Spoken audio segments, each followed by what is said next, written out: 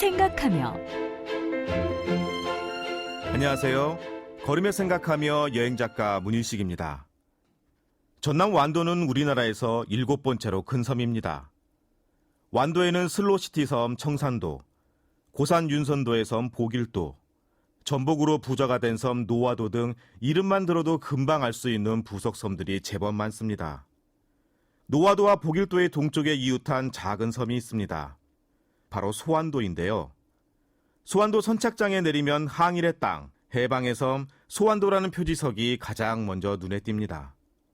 소환도는 일제강점기 때 항일 독립운동의 메카로 불렸던 섬입니다. 일제의 말을 잘 듣지 않는 불량한 조선 사람을 불령선인이라 불렀습니다.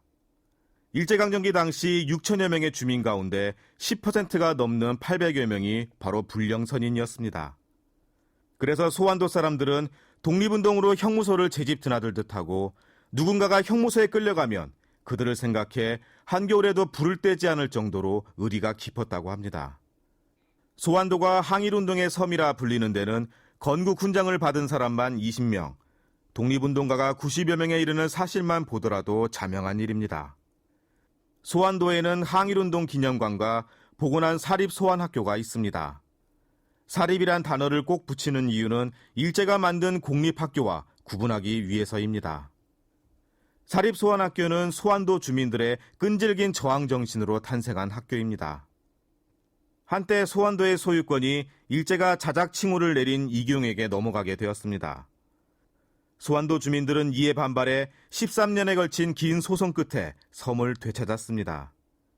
이를 기념하기 위해 학교를 세우는데 이 학교가 바로 사립소환학교입니다.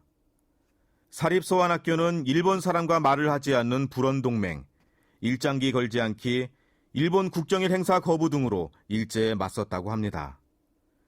또 각종 행사 때 일본 경찰의 입회를 허락하지 않을 정도로 저항정신이 투철했습니다.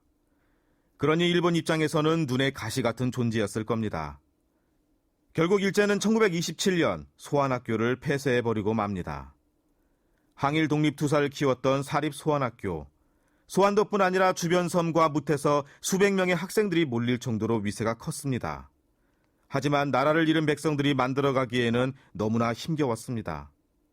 항일의 섬 소환도, 아름다운 섬 풍경 속에 아름다운 항일 정신이 깃든 섬입니다. 걸으며 생각하며. 지금까지 문일식 여행작가였습니다.